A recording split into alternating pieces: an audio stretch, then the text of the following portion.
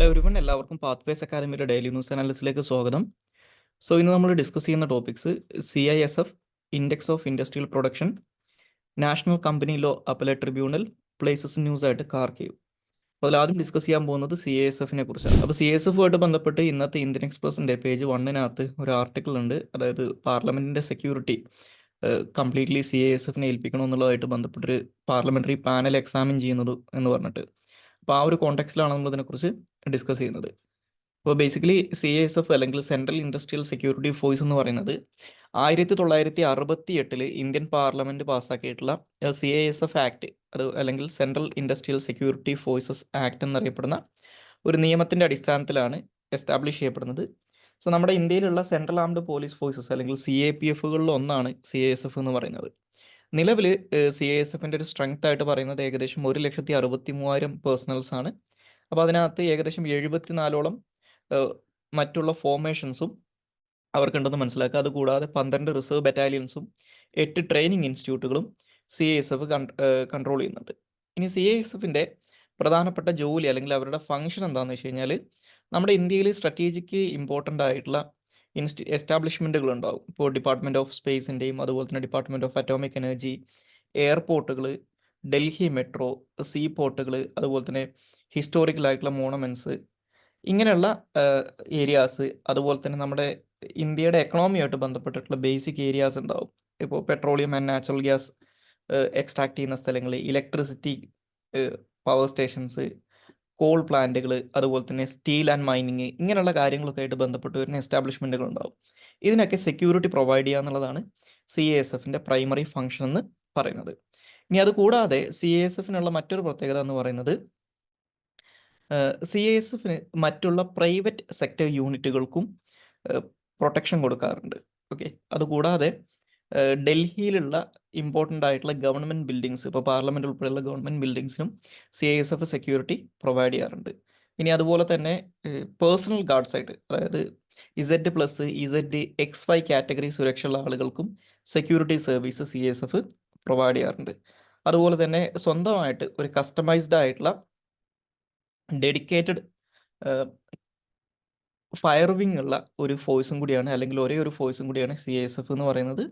അതുപോലെ തന്നെ CISF എന്ന് പറയുന്നത് ഒരു കോമ്പൻസേറ്ററി കോസ്റ്റ് ഫോഴ്സ് ആണെന്ന് മനസ്സിലാക്കുക. അതായത് ഇവർ പ്രൊവൈഡ് ചെയ്യുന്ന സർവീസിന് പേയ്മെൻറ്റ് കൊടുക്കണം എന്ന് മനസ്സിലാക്കുക.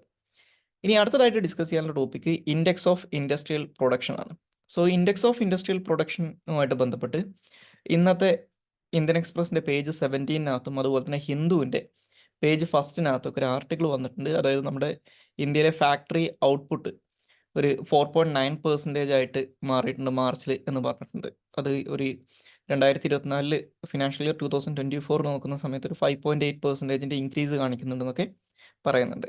അപ്പോൾ ഇതുമായിട്ട് ബന്ധപ്പെട്ടിട്ടാണ് ഈ ഇൻഡെക്സ് ഓഫ് ഇൻഡസ്ട്രിയൽ പ്രൊഡക്ഷനെ കുറിച്ച് നമ്മൾ നോക്കുന്നത്. ഇൻഡെക്സ് ഓഫ് ഇൻഡസ്ട്രിയൽ പ്രൊഡക്ഷൻ എന്ന് പറയുന്നത് ബേസിക്കലി നമ്മുടെ ഇന്ത്യയിലെ ഇൻഡസ്ട്രിയൽ പ്രൊഡക്ഷൻ നമ്മളൊരു ബേസ് ഇയർ ആയിട്ട് കമ്പയർ ചെയ്യുന്ന സമയത്ത്, ഒരു ബേസ് ഇയർ ഉണ്ടാവും, ആ ബേസ് ഇയർ ആയിട്ട് കമ്പയർ ചെയ്യുന്ന സമയത്ത് നമ്മുടെ ഇന്ത്യയിലെ ഇൻഡസ്ട്രിയൽ പ്രൊഡക്ഷൻ എത്രത്തോളം over A period of time change ചെയ്തിട്ടുണ്ടെന്ന് കാണിക്കുന്ന ഒരു ഇൻഡെക്സ് ആണ് ഇൻഡെക്സ് ഓഫ് ഇൻഡസ്ട്രിയൽ പ്രൊഡക്ഷൻ എന്ന് പറയുന്നത്. അപ്പോൾ ബേസിക്കലി നമ്മുടെ ഇന്ത്യയിലെ ഇൻഡസ്ട്രീസ് എങ്ങനെയാണ് പെർഫോം ചെയ്യുന്നത് എന്ന് അനലൈസ് ചെയ്യാൻ പറ്റുന്ന ഒരു പ്രധാനപ്പെട്ട കീ ഇൻഡിക്കേറ്റർ ആണ് ഈ IIP അല്ലെങ്കിൽ ഇൻഡെക്സ് ഓഫ് ഇൻഡസ്ട്രിയൽ പ്രൊഡക്ഷൻ എന്ന് പറയുന്നത്. അപ്പോൾ നിലവിൽ index of industrial production calculate ചെയ്യുന്ന ബേസ് ഇയർ എന്ന് പറയുന്നത് 2011-12 ഫിനാൻഷ്യൽ ഇയർ ആണ്. അപ്പോൾ അതിനെ ബേസ് ചെയ്തിട്ടാണ് index of industrial production calculate ചെയ്യുന്നത്. ഇതൊരു മന്ത്ലി ബേസിസിലാണ് കാൽക്കുലേറ്റ് ചെയ്യുന്നത്. CSO ആണ് ഇത് എല്ലാ മാസവും കാൽക്കുലേറ്റ് ചെയ്ത് പബ്ലിഷ് ചെയ്യുന്നത്. അപ്പോൾ സാധാരണഗതിയിൽ ഈ ബേസ് ഇയർ ഒരു 100 ആയിട്ട് അല്ലെങ്കിൽ 100 പോയിന്റ്സ് ആയിട്ട് എടുത്തിട്ടാണ് ഇവർ ഈ പറയുന്ന index of industrial production calculate ചെയ്യുന്നത്. അപ്പോൾ ബേസ് ഇയറിൻ്റെ ഈ 100-നേക്കാട്ടിലും കൂടുതലാണ് ഈ പറയുന്ന ഒരു മാസത്തെ ഇൻഡെക്സ് ഓഫ് ഇൻഡസ്ട്രിയൽ പ്രൊഡക്ഷൻ എങ്കിൽ അതിൻ്റെ അർത്ഥം അവിടെ പ്രൊഡക്ഷൻ കൂടിയിട്ടുണ്ടെന്നാണ്, അല്ലെങ്കിൽ ഇൻക്രീസ്ഡ് പ്രൊഡക്ഷൻ ആണ് ബേസ് ഇയറുമായിട്ട് കമ്പയർ ചെയ്യുന്ന സമയത്ത്. അത് കുറവാണെങ്കിൽ ഈ പ്രൊഡക്ഷൻ കുറവാണെന്നുള്ളതാണ്. അപ്പോൾ സാധാരണഗതിയിൽ നമ്മുടെ ഇന്ത്യയിലെ ഇൻഡസ്ട്രിയൽ ഔട്ട്പുട്ടിൻ്റെ ഓവറോൾ ഗ്രോത്ത് ആണോ ഡിക്ലൈൻ ആണോ എന്ന് കാണിക്കുന്ന ഒരു പ്രധാനപ്പെട്ട ഇൻഡെക്സ് ആണ് ഈ ഇൻഡെക്സ് ഓഫ് ഇൻഡസ്ട്രിയൽ പ്രൊഡക്ഷൻ എന്ന് മനസ്സിലാക്കുക. ഇനി നമുക്ക് അടുത്തതായിട്ട് ഡിസ്കസ് ചെയ്യാനുള്ള topic national company law appellate tribunal ആണ്. ഈ നാഷണൽ കമ്പനി ലോ അപ്പലേറ്റ് ട്രിബ്യൂണലുമായിട്ട് ബന്ധപ്പെട്ട് ഇന്നത്തെ ഇന്ത്യൻ എക്സ്പ്രസിൻ്റെ പേജ് 17 ഒരു ആർട്ടിക്കിൾ വന്നിട്ടുണ്ട്. ആ കോണ്ടെക്സ്റ്റിലാണ് ഇത് ഡിസ്കസ് ചെയ്യുന്നത്.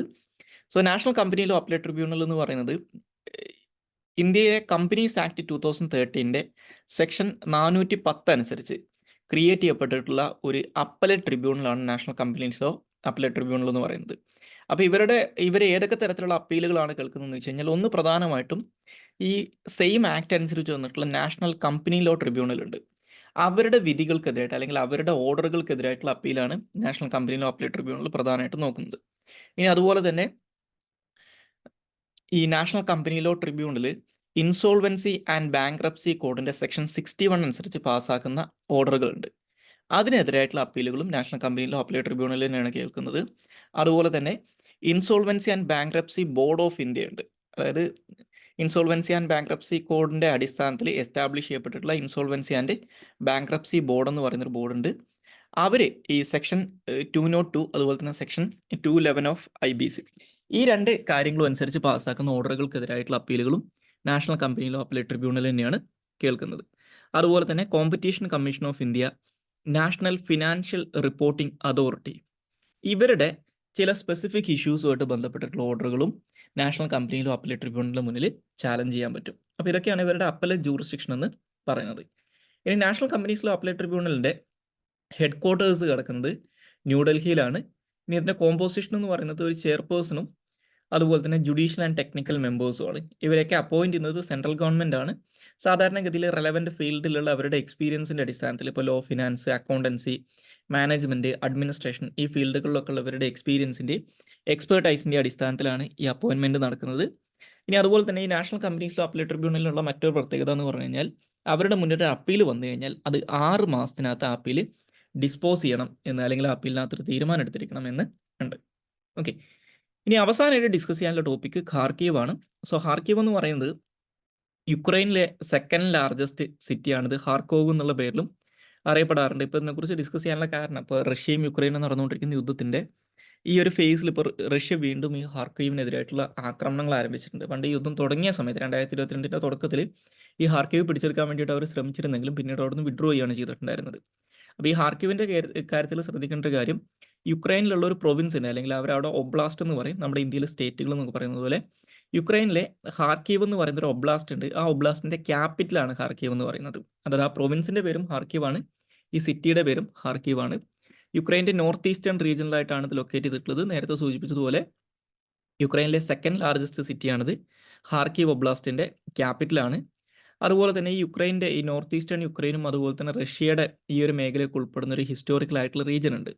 അതാണ് സ്ലൊബോദ എന്ന് പറയുന്നത്. അപ്പോൾ ഈ സ്ലൊബോദയുടെ യുക്രൈൻ്റെ പാർട്ടുണ്ട്. സ്ലൊബോദ യുക്രൈൻ്റെ ലാർജസ്റ്റ് സിറ്റിയാണ്. ഈ ഹിസ്റ്റോറിക്കലി ഉള്ള സ്ലൊബോദ യുക്രൈൻ്റെ ലാർജസ്റ്റ് സിറ്റിയാണ് ഖാർക്കീവ് എന്ന് പറയുന്നത്. അതുപോലെ തന്നെ ഇവിടെയുള്ള ഖാർക്കീവ് റിവർ, ലോപ്പൻ റിവർ, ഉദി റിവർ ഈ 3 റിവേഴ്സിൻ്റെയും ബാങ്കിലായിട്ടാണ് ഖാർക്കീവ് എന്ന് പറയുന്ന സിറ്റി ലൊക്കേറ്റ് ചെയ്തിട്ടുള്ളത്. അപ്പോൾ ഇതേ പേരിൽ ഒരു പ്രൊവിൻസും അതുപോലെ തന്നെ ഒരു റിവറും ഉണ്ടെന്നും കൂടി അറിഞ്ഞിരിക്കുക. സോ അപ്പോൾ ഇത്രയും കാര്യങ്ങളാണ് ഇന്നത്തെ ഡെയിലി ന്യൂസ് ചാനൽസിനകത്ത് നമുക്ക് ഡിസ്കസ് ചെയ്യാനുള്ളത്. So thank you all.